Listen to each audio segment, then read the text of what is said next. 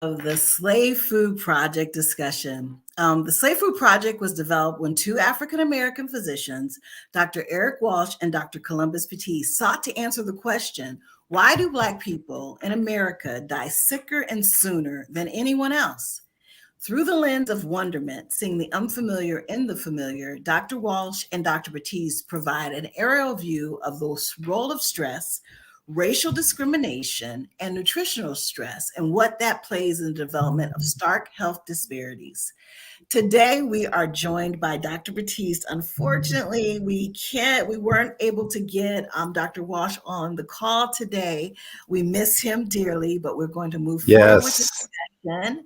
And today's discussion is really around the topic of resilience. So I want to welcome everyone to the call today. We are so happy to be back. We appreciate all the support that we've received in messages and, being out and about and people saying, hey, we miss slave food. So thank you so much for your encouragement. Welcome, Dr. Batiste. How are you? I'm well. I'm well. How are you? I am fantastic. Thank you for asking. All right. It's good to see everyone out there.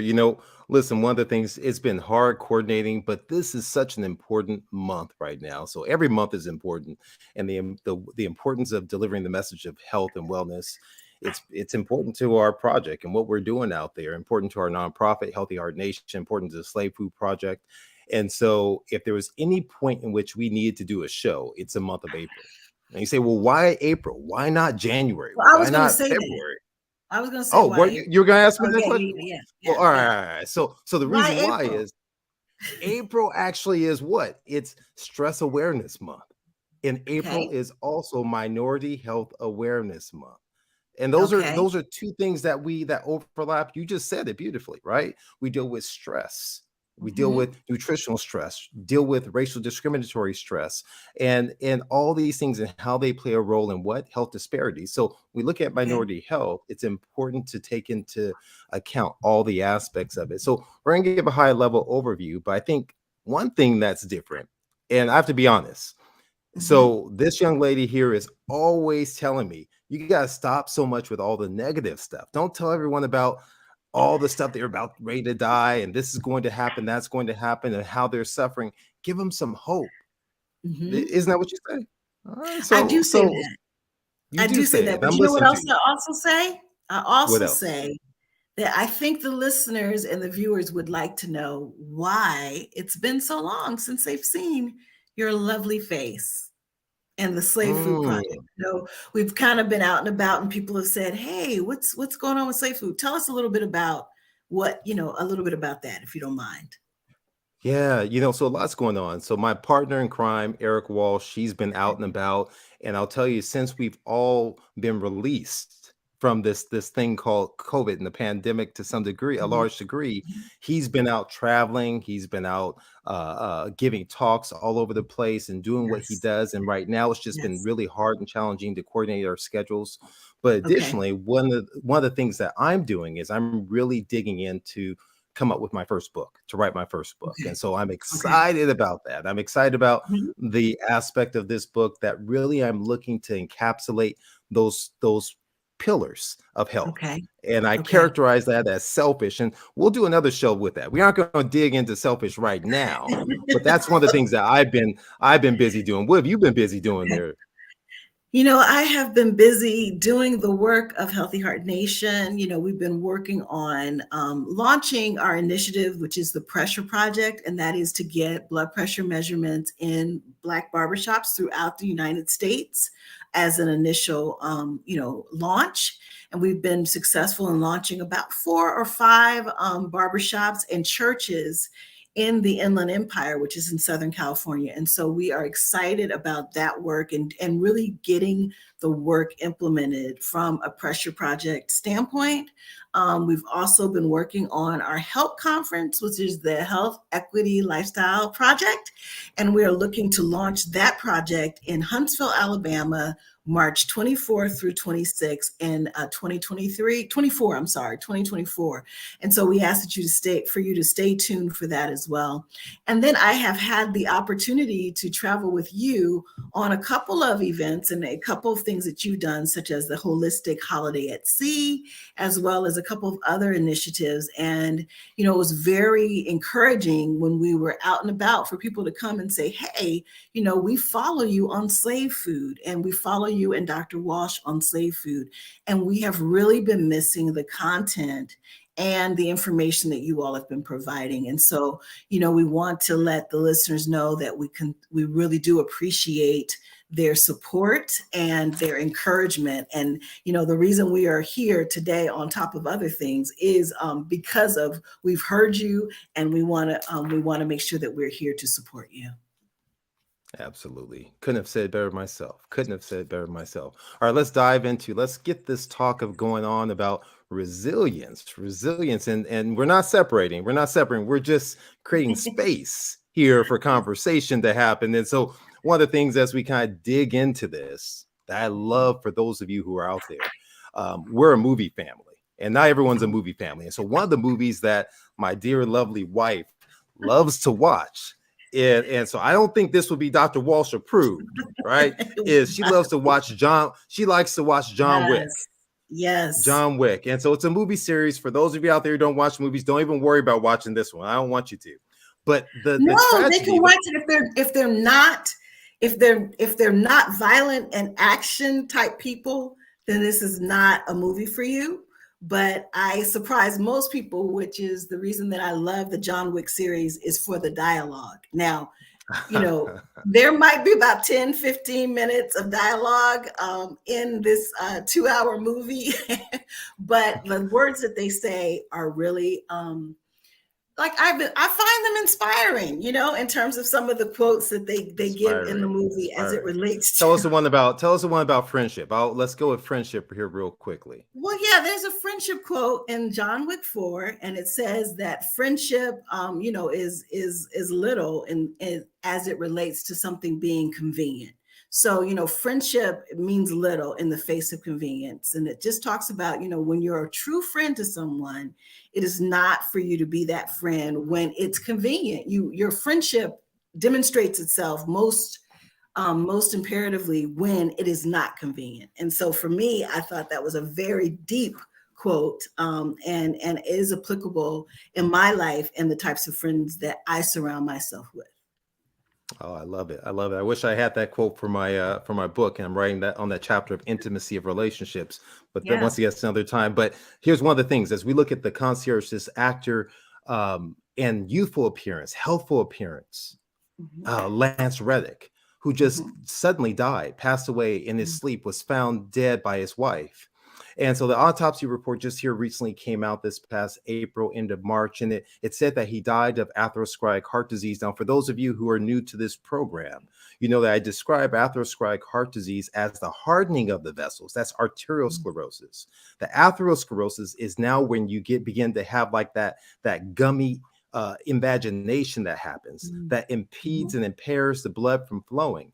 And so the autopsy report said that this gentleman, who looked by all accounts healthy, who looked by all accounts fit, you could hear that at the age of 60 had the appearance as if he was in his 40s, that his family said that he worked out religiously, that he did all the things that he perceived as health promoting, but yet still he died sooner than anyone else would suspect, which is unfortunate, the experience that many individuals of color face inside the United States. Is this burden of disease and early mortality that wrecks families and leaves them in a despair. And so this was very troubling. So I wanted to take a little bit of a moment, not just to reflect on the movie and his accomplishments, but to speak more about his story. And so one of the things that I want to ensure that comes out in this process today is that the words of the dear CEO, Danette Batiste, you have to inspect what you expect. And so what I mean by that is the fact that we all expect healthful living, ourselves to be healthy. We expect that, hey, I'm doing all right, but you have to inspect that. What does that mean? That means you have to get your blood work checked. That means you have to test yourself for diabetes. That means you have Mhm. to test yourself for your blood pressure. Hence the Mhm. reason for the blood pressure project that the nonprofit is doing. That means you have to check Right. yourself for your cholesterol, those markers. These are the things, because coronary artery disease and sudden death, they run in gangs. And that Mhm. gang, right? I grew up in Compton. So watch out now. I grew up in Compton in the inner city. And so gangs, what happens is they run in groups together. And you may have Mhm. protagonists that are inside of there. And that's your diabetes. That's your high blood pressure. That's your high cholesterol. That's your inactivity. That's the poor sleep. That's the air Mhm. pollution. That then we look at the results of coronary disease. It didn't happen by itself. That sudden death didn't happen just because. It happens because of a buildup of stress that begins to happen that begets further nutritional stress that then begets many of these disease processes. And so we wanted to spend just a moment as we dive into this, Now, just a quick talking about question that. as it Well, yeah, what are relates. your thoughts? Yeah, well, as it relates to that sudden death? Like, I mean, and I know that people say sudden death, but I mean, are we saying, that there were no symptoms whatsoever, or maybe there were some symptoms, that maybe he dismissed or thought that there weren't anything serious? Like, are we saying that just all of a sudden everything just shut down for this amazing man and actor, and then his life was just gone? There was nothing that he could do. Absolutely. So we know that studies are telling us more and more that silent heart attacks are common. They're common Okay. in middle age. And what I mean by silent is there's no symptoms. Hence, we Mm. know females oftentimes present not with chest pain, not with jaw discomfort. It may be a little Mhm. bit of tiredness. You may be a little Okay. bit of back discomfort, a little Okay. nausea. And so we can see that. So we may identify that based on the EKG or other tests that we say, you know what, you look like you've had a heart attack. And the person's like, what's going on? I never had any Mhm. symptoms. I felt fine. Mhm. And so we Mhm. know that. Now, here's the other caveat that throws everyone for a loop. Most Okay. people think when they hear of a heart attack, it happens from areas of blockage of 70, 80, 90%. But most heart attacks don't happen from that degree of blockage. They happen from Okay. 20, 30, 40%, where the body overreacts to what we call plaque rupture, where it bursts and then the body goes into super drive to heal that area with clot that then occludes the vessel and results in Mhm. an immediate heart attack that can happen that may be symptomatic or it could be the one that ends a person's life. Now, here's the thing that's so interesting is that years ago, I remember studying for my boards, and there was one section on the boards where they described almost like going back using another movie analogy, right? Indiana Okay. Jones and Temple of Doom. And so, what was Indiana Jones? He was an archaeologist. And so Yes. that means they would dig to look for lost civilizations that were buried upon other Mhm. lost civilizations. And so, Mhm. our archaeologists of the medical profession are called pathologists. And they're the Okay. ones who perform autopsies, looking for to uncover what was the secret as to what led to a person's death. And what they Okay. find inside of many arteries and people who die of sudden death, they'll find healed heart attacks upon healed heart attacks before the one that ended a person's life. And so what Okay. that means is that there's a history of small heart attacks because of not inspecting what you're expecting. Mm. That's why it's so important for screening. That's why it's Mhm. so important to pay attention to get on that scale. That scale is Okay. not a reflection in your enemy. You're trying to figure out, do I have an increased burden of what's called visceral fat? Now, here's what I mean by that. Hmm. You look at someone, we judge people on the outside. We Right. judge people and we say, oh, they look healthy, they're thin, they look great. But there is something that's been characterized as TOFI, thin on the outside, fat on the inside. The fat Mhm. that covers your organs Mhm. is so metabolically active that can trigger cancer, that can trigger heart disease, that can trigger diabetes. And this is the stuff that disease is made of. And so, So is there what a the scale? I'm sorry. Is there a scale that measures your visceral fat? Like, how do you tell what your visceral fat numbers are? Yeah. So in truth, most of us we have to Okay. deal. It's almost like cholesterol. We're dealing with the overall weight first, and we understand by Okay. reducing our overall weight with our waist to Okay. hip ratio that that's going to help decrease that visceral fat. The way in which you can Okay. really probably best tell it is not Mhm. inside your home. It's going to be through a study inside of your doctor's office that will give us Okay. some Got it. insight into a DEXA scan. There's some other tools that are out there that can measure it itself. But that's one of the Okay. things. And I Okay. think one of the key things is that this is nothing new. You know, we just had someone give us a great reference on the book of this for W.B. Du Bois. And so in one of his statements, the Philadelphia Negro, he said that it's one thing we must, of course, expect to find is that there is a much higher death rate at present amongst the Negroes than amongst the whites. And this is written in 1899. That's 120 some odd years, 20 some odd years ago. And we're still dealing with these same perils right now in terms of the disparities.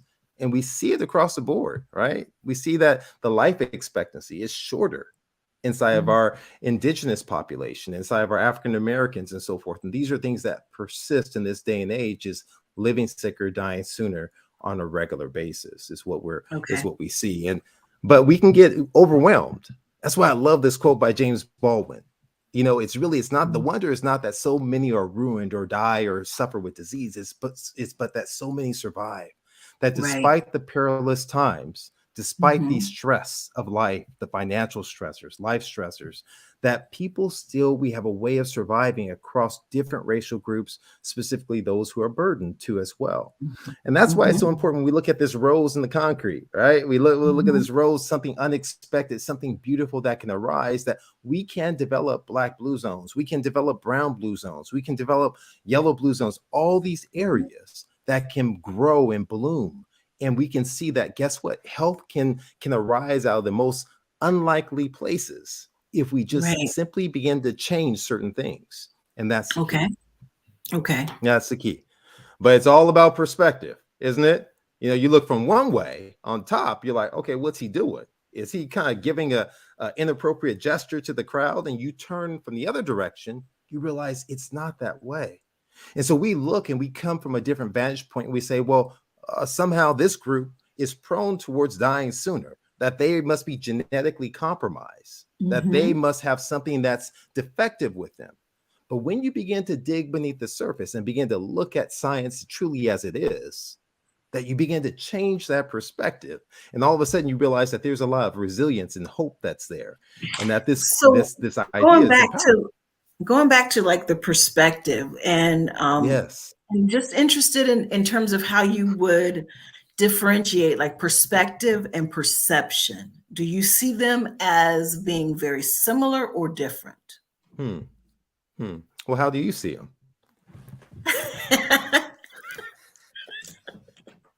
Well, okay. You know, I think perspective for me would be the way that you look at a situation in a particular moment. And so for me, that would be my definition of a perspective. And a perception is more something I think that you internalize. So you may internalize the perception and then it becomes your perspective. So that perception might, you know, in terms of just really like coat the way you perceive situations that happen. So that's my answer. How about yours? Because I really do want to ask you a question. Oh, you asked me the question. Oh, yes, I okay. I got. All right. So that's not bad. That's actually very good. And so in terms of what you said, in terms of perspective versus, you said perspective versus what now? Perception. And perception. And so when I look at what is my perception of a situation or my perspective, it's almost like saying I'm destined to die because my mom had it, my dad had it, my mom had, my grandparents had it. And so this is something that's bound to happen. It really doesn't matter. And that would be which one, perspective or perception? Perspective. Okay. Right. And so and when a situation comes in that I perceive that, oh, well, this is going to be bad, that I can't possibly overcome this, that, oh, I'm nervous. I perceive that there is an issue that may be there. There are aspects to that I may perceive a certain group in a particular light that may or may not have a level of accuracy with it too as well. So yeah, that gets into that vernaculum of it is quite powerful, but we understand that the mindset matters. We understand that the perspective matters. And so much so we could do a whole talk solely on perspective and the power of the mind. And to make that make sense to the viewers out there is the fact that when in research from a medical perspective, we take an active ingredient that we put into a pill. Could be your blood pressure pill, your cholesterol pill. We test that against what? We test it against Placebo, Mhm. right? That's what we call Mhm. placebo Mhm. effect. Now, what Mhm. really is a placebo? Placebo is simply an inorganic compound. Typically, it may be sugar, water that's here that we know has no active bioactive components inside of it. Mhm. In other words, we're really testing the power of your mind, the power Right. of your belief system, the power of Mhm. your perspective, right? Right. That you're seeing, and we're saying that this pill has to at least beat the mind Right. for Right. us to consider that it's effective enough for us to prescribe you. Because what do we Mhm. see inside the placebo arm? We see that all of a sudden health begins to improve. We see that many metrics begin to shift just by Mhm. the power of the mind. That's why perspective is so Mhm. important. That's why empowerment is so important. Encouragement is so important that guess Yes. what? You too can have health. You too can be resilient. You come from resiliency that's built inside of you because guess what? There's one race, the human race. And so this issue of race as we perceive it is a social construct. It's a Mhm. social construct. That means, therefore, that disparities are to a large part a social construct, that they Mhm. have partitioned people in situations that make them less inclined to be able to receive the help that they desire. And that's why it becomes important when you're Great. looking Thank to you. it. I So when we appreciate that. yeah, no, that's a great question. And when we look at this, we talk a lot about the stress response, about the pupils dilating, the heart beginning to pitter patter, the mouth beginning to get dry. All these things when you get stressed, where your body is saying, "Guess what? I'm ready to fight or flight." But there's another component which is called the challenge response. That Mhm. response that the Michael Jordans out there would get, the response that the Kobe Bryants out there would get, or the King LeBron James will get out there in the fourth quarter, right, to drive the basket and get us a championship in LA again this upcoming season. Come on now, Lakers, right? Ho Come ho. on now, come on. All right, I'm not delusional. I'm. This is me being. This is my perspective, right? This is my mindset. I'm putting it out there. I'm telling you. See that? I'm applying what I'm talking about right now, and Yes, you're so. trying to make hope a strategy, but go ahead. You're That's okay. right. Go ahead. No, listen now. So when we mount this challenge response, check it out. This Mhm. challenge response, we flip it from being anxious and fearful and uncertain because we don't believe we have the resources.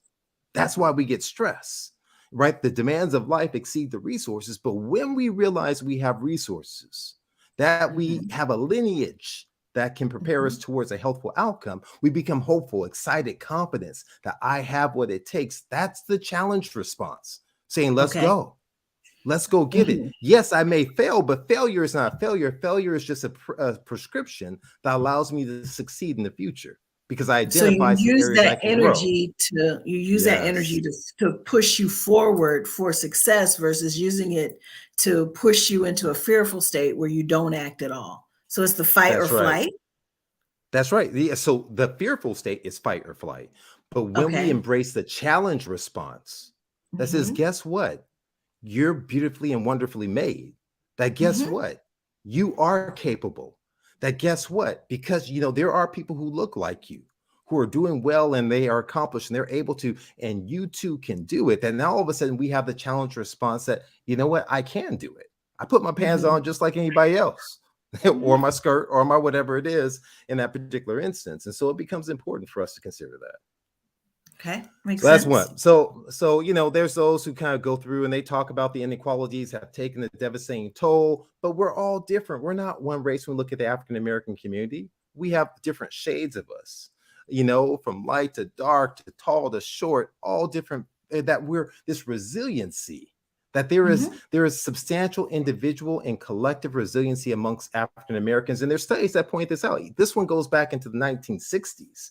And we know Mhm. that African Americans tend to have higher blood pressure, tend to die sooner from heart disease, like Lance Reddick. But studies have shown that somehow, even back in the 60s, that in pockets of African Americans, they experienced less coronary disease than those of the Caucasian descent. And you begin to wonder, what's the secret sauce? It wasn't access to healthcare. Was it Mhm. community? Was it Mhm. resiliency that was built and a part of belonging that's there? And these things become extremely important. We look at the rates of high blood pressure, and you know this well, leading the charge in Mhm. terms of the pressure project, that 50% have high blood pressure. But what about the 50% who don't? What about the Right. 50% who live in these areas and they're doing well, they're thriving, surviving? What's the secret sauce that's Hmm. protecting them, that's allowing them to be resilient and not develop the high blood pressure?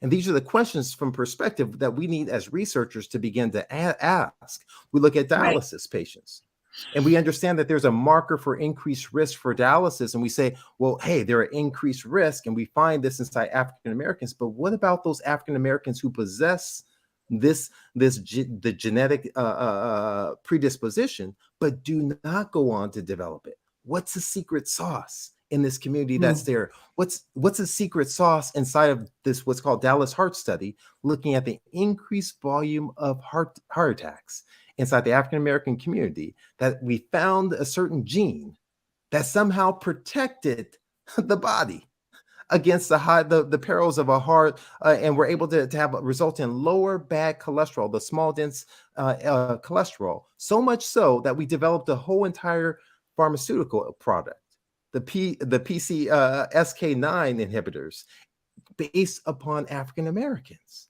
That there's resiliency that may be there. You begin to wonder this ability to recover or adjust easily from misfortune or change. That's really what Merriam-Webster describes as resiliency. And so, Hmm. how is it that people can develop this resiliency inside their health? And so, I love this picture of these young, strong, beautiful Black men that are out there. And this is a reflection of Morehouse. And there's work being done called the Mecca trial, based out of Morehouse and down inside the triad there of Spelman and Morehouse and so forth.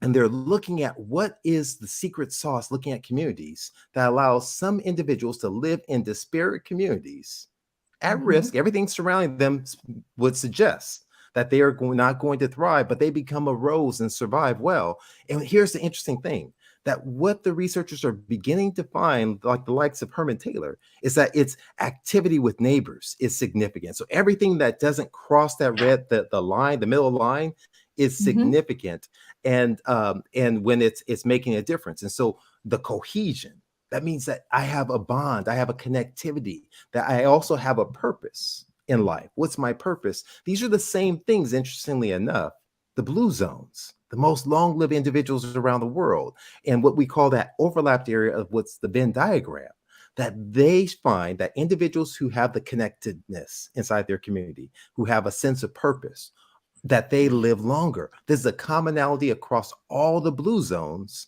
in the world. So remember out there, guys listening, blue zones are the long-lived individuals that live into the 90s and 100s there too as well. Yeah. So just looking at one of these things that may potentially have led to some of the resilience, these same things as it relate to COVID were issues, right? So being Yes. able to be like, have those communities, have that contact, have the, the fellowship and things of that nature. Now, during the COVID periods and times, those exact same things that are strengthening our resilience could potentially lessen our health. And so, how, I don't know if you have slides that talk about that, how COVID affected the resiliency of the community as it relates to, the give and take of, what was needed during that time. That's a great call out. Great call out. So, I mean, here's the thing is that we know is that it's so powerful. So I don't have slides specific to that, but I have slides, Mhm. I have content that has been done and shown that when individuals receive immunizations, and Mhm. those who are socially isolated, who Mhm. maybe and they've done this inside of college students who are away from friends and family, they've done inside of other individuals, and they find that their immune system is weakened, that Mm. even the vaccination doesn't have as powerful a response. We understand Okay. that individuals who are isolated, when you take the common cold, which we understand that the SARS-CoV virus is a Mhm. variation of the common cold, that individuals were, what the scientists did is crazy. They sat there and they injected or put inside the nose drops viral load inside people. Okay. And what they found is those who received the same viral load but were socially isolated were more inclined to develop symptoms, become Okay. symptomatic, if they had the lack of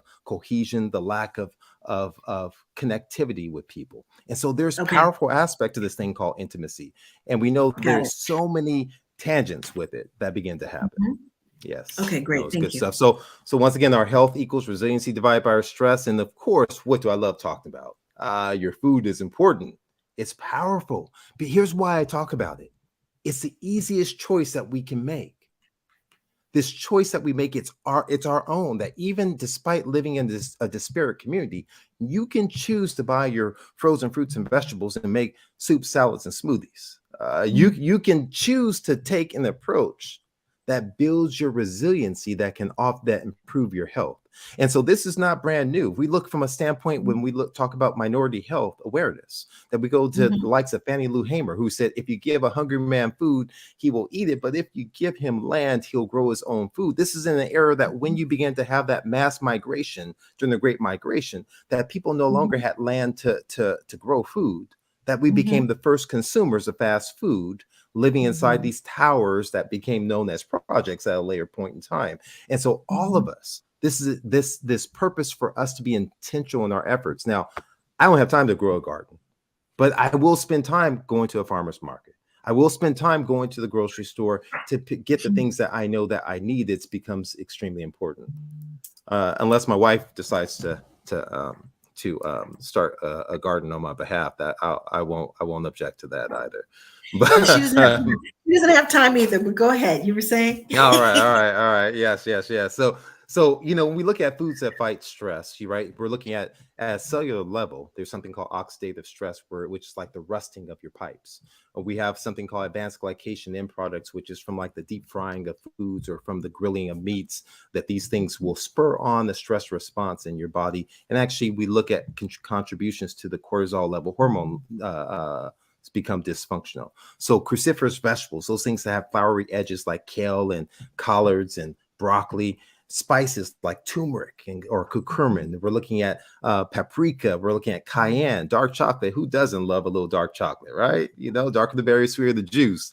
Legumes, the seeds, and the fermented foods. These are the things that fight stress in our body, and they fight disease, heart disease, so much so that just one cup of green leafy vegetables a day, studies have shown, might be able to mitigate or decrease that risk of cardiovascular disease. That means in your legs, men, that means inside of your reproductive organs, men. All right. That might be able to help your reproductive organs. All right. If you begin to kind of eat those green leafy vegetables and help dilation and everything else, you know what I'm saying, right? And then lower that blood pressure as well. Whole grains. Now, I don't mean that kind of bread that melts in your mouth, not in your hands. I'm talking about the stuff that gets your jaws all tired from chewing. That Ezekiel 4:9 bread, that Dave's Killer bread, the bread that you can chew the grains that are inside there, that decreases the overall risk of death and decreases cardiovascular events or heart attacks too as well. That are beans. These are green life foods. That means don't even pause, keep eating them as much as possible, lowering the risk of coronary heart disease and cardiovascular disease. When we have this, we're looking at consumption 4 times or more per week compared to less than once per week. Beans, it could be in the form of hummus. It could be in the form of lentils. It could be in the form of chili. All these things provide a significant portion of protection inside the body. Nuts actually are important too as well. I don't mean they're Mr. Net, the butter toffee peanuts. I don't mean the chocolate covered peanuts. I don't mean to anyone out there. I mean just your raw nuts, your Brazil nuts, your hazelnuts, your walnuts. Walnuts are great. They look like the brain. They provide the brain such rich omegas that helps your mentation. It helps protect you. That's so powerful that's there. No more. I don't mean don't snack with it, because for me, I'm a snackaholic. I'll eat the whole entire bag, right? And so you want to go ahead and sprinkle it and just have a little bit on your salad, have it on different things. This is some of the things that health is made of that we can easily do and spice it up. We talk all the time about getting rid of the salt, but people, we want flavor. It's about flavor. I need flavor. I need taste. And so look at all the colors that these have the power actually to heal the body. And that's what's so important. And they can reduce risk of cardiovascular disease, some cancers. We know too as well the power that's there in terms of the mentation, decreasing inflammation. If you have peripheral neuropathy, which means pain in your legs due to nerve issues, that the cayenne can help significantly there. There's power that's there in the herbs and spices for you. So, what I like to talk about is what happens when we do this stuff. That even if you go from what we call cradle to the grave, and that's one of the beautiful things that was constructed for this HELP conference. Now, she mentioned it to you up front, and we'll talk about it again at the end. Don't forget the HELP conference. March of 2024. Mark your calendar, prepare to go down there, and let's do it right. Let's show people the fact that, guess what? Even in the heart attack belt of the South, that guess what can happen out that concrete? A rose can sprout up, and that we can get health that can happen there. And so studies have shown that when you begin the process of looking from the maternal aspect, maternal consumption of ultra processed rich foods was associated with an increased risk of diabetes, which affects not only the mom, which affects the mom, and preeclampsia, a combination of high blood pressure and swelling and so forth. And so this is by eating the consumption of ultra processed foods. But that's not even the major issue. That when we look at these studies, that all of a sudden this consumption of ultra processed food melts in your mouth, not in your hands. You know what I'm talking about? The chips, the candy bars, all these things like that during pregnancy, it actually can affect the verbal functioning in early childhood, which is an important cognitive domain of neurodevelopment. That means that what you do in that period of time can affect your offspring, which affects their ability to do well in life. And all of us as parents, that's all we want, is for our kids to do well, do better than what we did. That's what our goal is, right? And so we understand that when we begin feeding our kids the fruits and vegetables, this study looks specifically fruit, as early as when moms are eating this in the womb, out of Canada. Come on, Canadians, right? 700 Edmonton children demonstrated that infants who do significantly better on developmental tests when their mothers consume more fruit during pregnancy. The sugar in fruit isn't bad. All right. The sugar and fruit, you hear everything about sugar. It's not about the sugar and fruit, because when it's wrapped inside nature's goodness of fiber and all the nutrients that are there, the body it processes it completely different. Eat your fruit. Don't drink your fruit. Eat it from nature. Don't eat it from man-made plants and so forth. And that's one of the key things. And so when we do this, another Canadian did great work, David Jenkins, and looking at what he called the portfolio diet, going back to legumes and some of the fiber. And we compared this over to statin therapy and found a marked decrease in your bad cholesterol, as well as your C-reactive protein, which is a reflection of inflammation, when people went on what's called this portfolio diet. There's power inside nutrition. And that when we do this, we lower the blood pressure. Can we go back to the statin? Because I know that was a question that we had a lot of questions about, especially on the cruise that we went in terms of the statin and the negative impact of statins, as well as, eating a predominantly plant-based diet. Like, what are your thoughts or your recommendations typically if statins have been prescribed for people, and and in terms of whether they should adjust their diet and not take the statins? Or I know it's probably going to be on a case-by-case basis, so I'm sure you probably can't make a generality about that, but what are your thoughts around that? No, it's a great question. It's a common theme that's out there. And first I would say is, do we give the same level of scrutiny as we pull through the drive-through and the label says that by eating here, we may cause fetal harm, that we may increase our risk of cancer and everything else by eating this fast food or animal protein that's there? And so oftentimes we do not. But getting to the heart of really your question is, what should a person do? I think first it depends upon what their story is. Have they suffered a heart attack, a stroke, or some life-threatening event? That puts them in a different category than someone else. I think let's start first there. For those individuals, I think the first thing is, yes, that medication will be prescribed. Now, did the studies look at individuals who were extremely aggressive on a nutritional level? That they didn't say start and stop. I'm taking a 2-week holiday from eating healthy and I'm going to have whatever I want. Or did they, what was the patient cohort that they looked at? And so typically they were looking at the average American, recommending a quote unquote heart healthy diet, which isn't always very heart healthy. And they found a tremendous benefit in those patients who suffered a heart attack or a stroke for providing them for statin therapy. Now, going back to your inspect what you expect, if a person decides that I will be very intentional in my efforts and I'm going to cut out a lot of the animal protein, the saturated fats that may come in concert with that, I'm increasing my fiber-rich vegetables, similar to what David Jenkins demonstrated inside of the portfolio study, that can lower my cholesterol, and I repeat the study and it's markedly low, I may talk to my doctor, can I possibly come off of it? the doctor may say, okay, well, let's come back and let's check your C-reactive protein, a marker of inflammation. If that's still Okay. high, despite you being on that, it's a marker and Mhm. a risk factor for future events. And so Okay. it is truly a case by case basis. If Okay. I believe it's like a cookbook, right? So a Mhm. cookbook, it's nice. It gives me an overall prescription of how to prepare a meal, but I have to tailor that according to the individual, not to the masses. And so I then go ahead and I tailor it down to you as an individual to say, okay, where's your place in life? Where are you at? What are you willing to commit to doing? How confident am I as your provider that you're committed Mhm. to engage in the resources? Because the last thing we want to do is leave you in jeopardy or harm's way.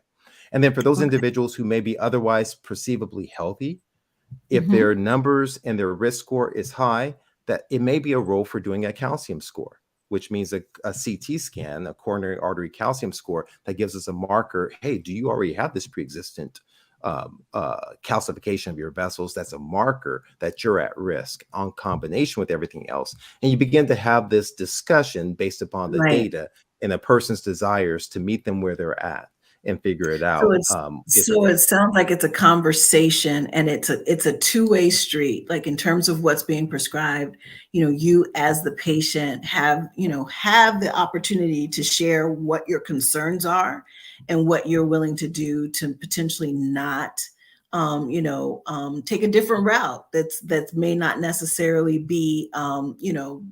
just truly something prescribed from a medication standpoint, but it is something that has to be monitored. It has to be followed. It has to be, shared, and it has to be a discussion.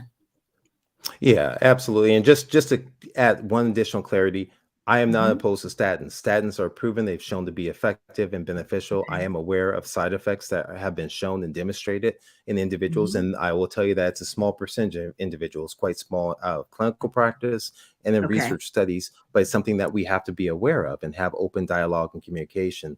The days of paternal practice are over, in which I treat you as a patient and I tell you what to do as if I'm your father, to becoming much more of a shared decision making, that I understand what your goals are, right? And so the question, if your goal is, I don't want to have a heart attack, and you're coming to see me, okay, what are we Mhm. doing? What's our action to prevent that, to decrease Mhm. it? Now, the question is, how active are you on a day in and day out basis of doing all those other aspects? And even if you do that, there's going to be some individuals who still would benefit from potential statin therapy, right? Okay. And so that will always exist and persist, the need for some pharmaceutical in certain situations. I think the challenge is we understand the first recommendation is lifestyle in the American College Mhm. of Cardiology, American Heart Association, which means nutrition, exercise, Okay. sleep, Mhm. trying to mitigate as many things as possible. But that does not mean they have to be mutually exclusive at all. But this is a Got it. great point. This is a major concern for a lot of people out there. So I Yes. understand. Okay. Okay, Same great. goes Thank for blood you. pressure. No, no, wonderful, wonderful. One insightful questions. And so we see this for blood pressure. What this mean? That line that you see straight down, if the dot with the kind of the Star Wars type of fighters doesn't cross that, you know it's beneficial. And so we see that all the studies for the most part don't touch that line. And so that's beneficial. It tells us overall that eating what's called the DASH diet, which, to be transparent, is not free of all animal products. Now, here's the Mhm. reason why it's not. The constructors of the DASH diet, they recognized the power of a whole food plant-based diet. And so, but they Okay. said, well, people aren't going to do it. So let's try and see if we can get something as close as we can to it that people will still, that will more inclined to do it. Right. I don't believe that that we are unable to go all the way to get that A. I don't believe that we have to Mhm. sell for a B or B plus. That's why I push you towards eating as much of a whole food plant-based diet as you can possibly do, and still Mhm. incorporating your culture and who you are as an individual. And so, I Yeah, don't and need, we we've just talked about this I'm before. sorry, we have a comment over in the chat from Maria Thorne, and she's saying that it is interesting to know that 50% of Blacks do not have high blood pressure, right? And we spend a lot of time focusing on the 50% that do. So yes, Yeah. there is, like, we're right on that line. And so to that point, you're saying that we have the ability to move that needle toward the ones that don't have it, versus the ones that do. And by focusing on the positivity and the resilience that has gotten the 50% of not having it to that point. Absolutely. Absolutely. And what I'm really stating on top, the ultimate silver lining is that I believe by incorporating the components of selfish and specifically Mm-hmm. food, whole food, plant-based diet, eating, that you have the ability to move that needle over into the Mm-hmm. category of those who are without high blood pressure. There's that power that's there. We know that you're not destined towards having high blood pressure. There is a Mm-hmm. component of essential hypertension. There is a component of family genetics or family aspects that are passed down, but most often the family components that are passed down is simply the recipes. It's simply Mm-hmm. the eating habits. It's simply the Mm-hmm. stressors that are there. And so if we can let go of that aspect of things that are passed on down to us and stop that generational onslaught, we have the ability to really transform the future for the next generation and for ourselves. And that's really where the power lies. That's where the power lies. So as we look at this, we know that individuals with the likes of Dean Ornish, they've done studies looking and saying, how can we impact individuals? And so putting people on the whole food plant-based diet, they've been shown decreased symptoms and decrease the recurrence of events. And some of the studies showing that maybe there's an improvement in blood flow to areas of the heart. I think the key aspect is the amount of effort you put in is what the results that come out. We see that on a regular basis. I want to tell you a story, and my son may not love this a whole lot, but he's not watching, so I'm not really worried about it. But he was inclined 6'2".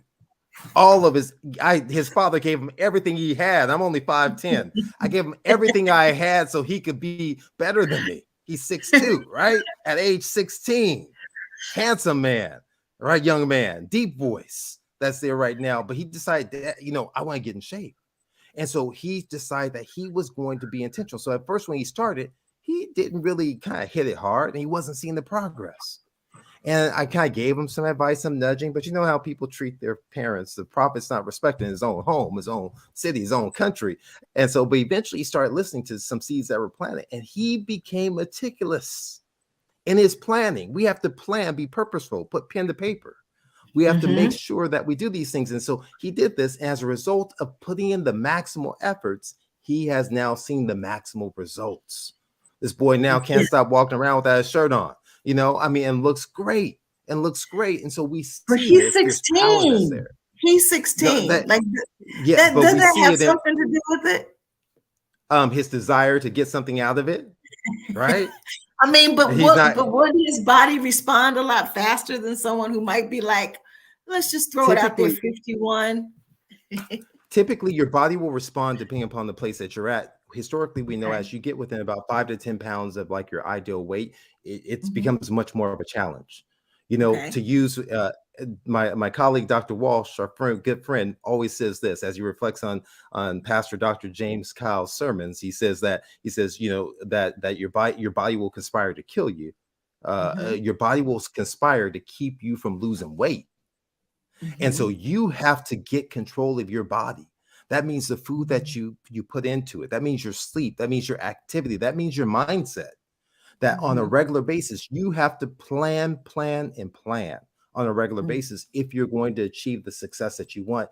We have to move to a place where we are invested in our bodies as we're invested in our business, as we're invested in our education, that we plan out, here's our calendar. We have to put a calendar together for what we're seeking to accomplish. Does that guarantee success? Come on, look at how many businesses have failed.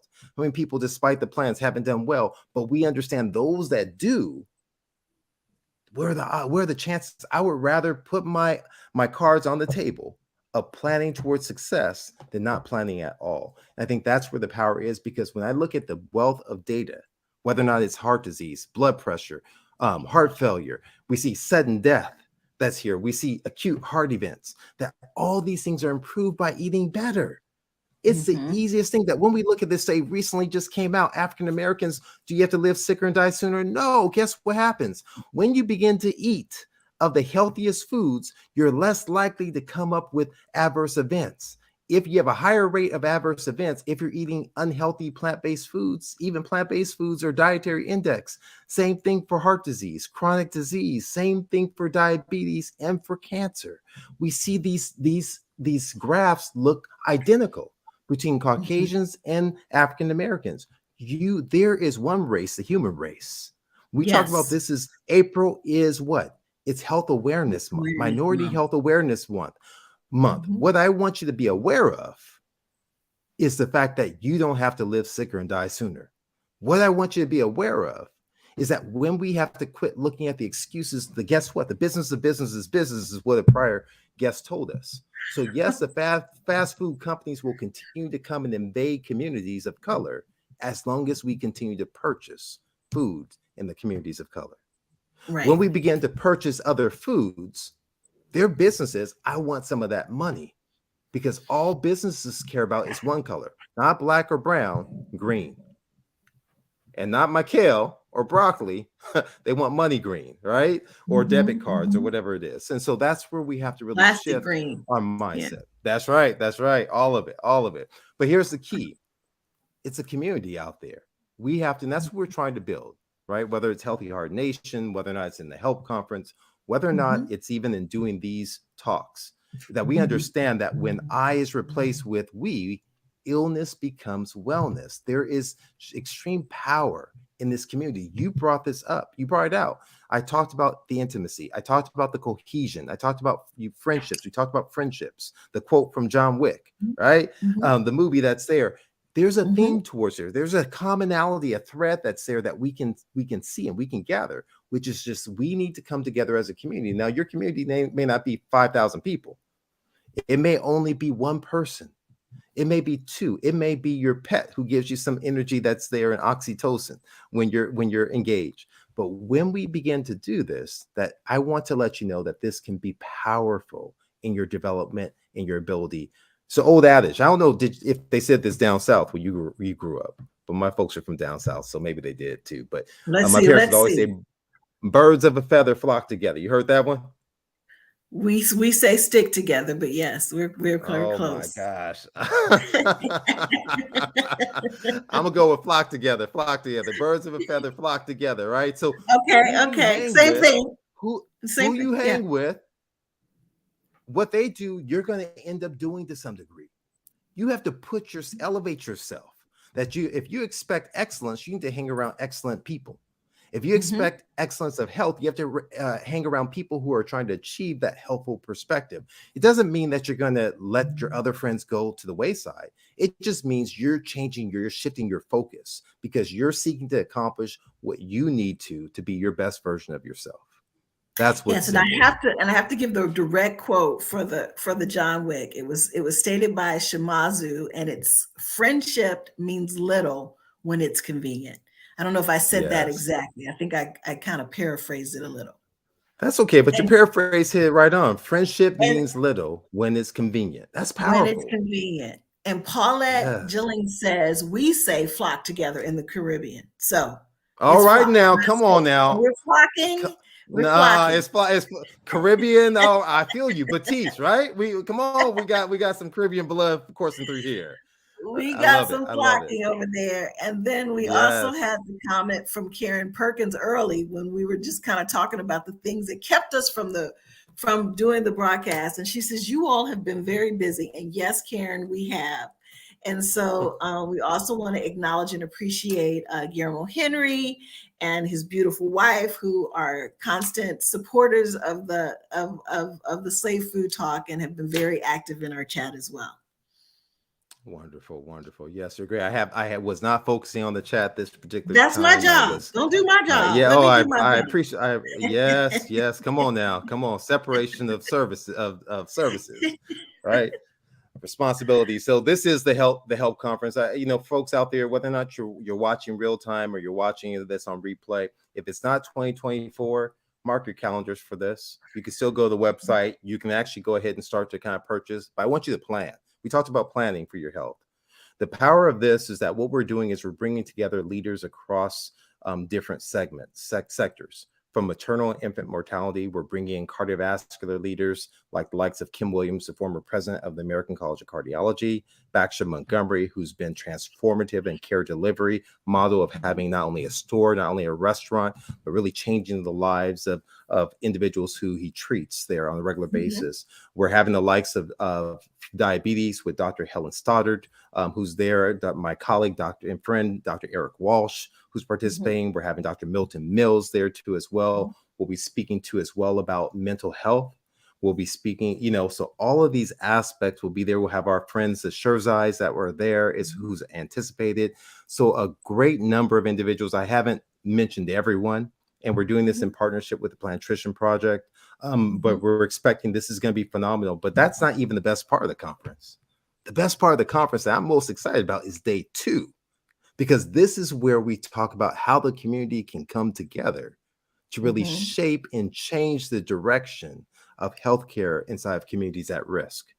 So we're I speaking thought about you what's were the going to role of be places. more excited about the food, the plant-based food that's going to be served as a result Well, I of the get that. conference. I get that every day. I get that every day. I get plant-based food every day. I'm good with that. But yeah, you're right. The food though is incredible.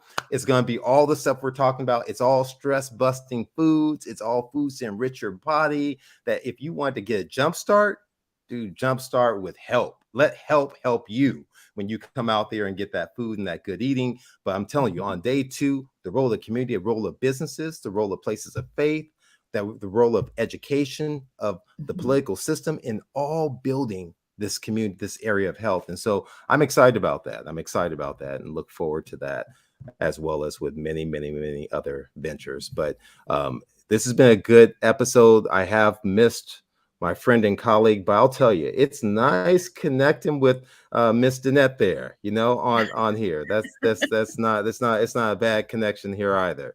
It's been very good. It's been very good. Well, we thank you for joining. We will get back into a normal cadence. I know you can't really, say specifically what the schedule is for the rest of the year, Columbus, but what are you looking at in terms of new content for Slave Food going forward? Yeah, so I'm hopeful that we can get something going once a month is what our goal is. And Okay. so I've spoken with the Dr. Eric Walsh. He has committed to join. He said, "Listen, man, I'm not going to leave you out there again." He said, "I know you struggle on your own. They want to see me the whole time, and I left you out there like that. I promise I'm gonna be back with a vengeance next time." So we may even do something special and come together and do a live and in person Slave Okay. Food in May is what I'm hopeful for. I'm pulling for. So stay tuned. Stay tuned. Continue to check. Follow us on YouTube. Right. Check us out on YouTube. Slave Food Project. Check us out on Facebook. There Mhm. too as well.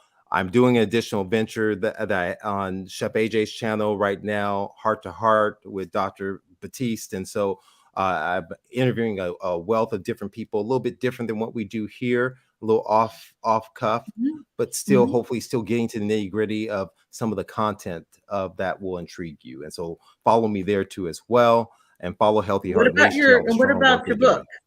What about the book? Book. Oh, thank you. You look Uh-huh. at you. Oh, all right. So yeah, I'm gonna tell you, I get excited about my book, right? The more I look at it and I'm putting it together and it's coming together, I'm hopeful the book will be ready by the end of summer. But it's entitled Selfish, and it's Mhm. a cardiologist's guide to healing a stressed and broken heart. And so what I walk you through are these pillars of health, and I walk you Mhm. through the issues, the perils of the impact of stress, the Mhm. impact and development of what's something in the stress-induced cardiomyopathy, and I put together a conglomerate of patients and into one where I kind of walk through the story of how the pillars of health that I encapsulate called selfish spirituality, right? That meditation, that prayer, that mindfulness, the power that it Mhm. has in healing your heart, literally, in terms of your Mhm. endothelium and aligning and strengthening it. I talk about the power of movement, of exercise, the power of love as an action word, not love as a noun, right? Anyone, I always say this inside my talks, anyone who's been in any relationship, has cared for someone, they understand love takes work, it's effort. Except for my wife, she doesn't understand. It comes easy right there, right? And we talk about food all the time, real food, whole food, plant-rich foods, the intimacy Okay. of relationships, of friendships. What's the quote again there? Friendship means little with convenience. See, you make me forget it every time you put me on the spot with it. Put her on the spot like You that. put me on So the spot with it. It says friendship means little. I said, okay, I got it right. Friendship means little when it's convenient. that's right. That's right. So Friendship this means intimacy of little when it's convenient. So these relationships are important for our health. We talk about sleep.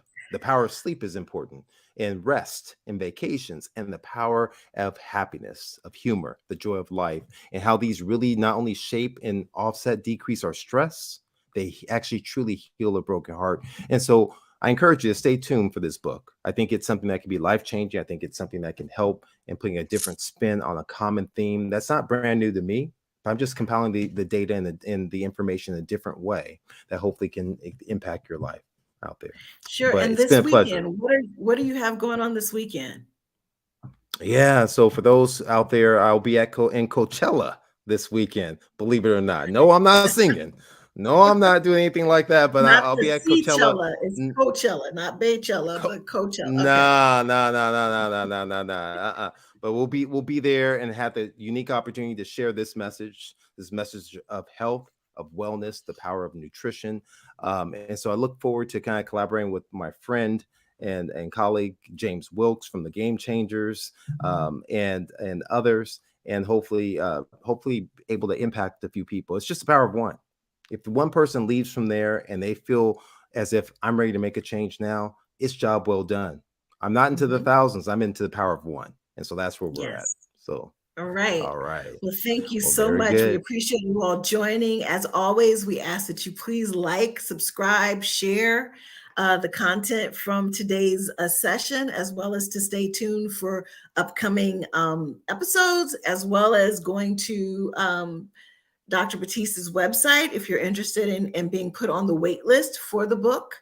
I don't know if you have any posts to on a slide for anybody, but other than that, thank you and enjoy Stay your tuned. weekend. Okay, All bye-bye. right. Bye bye.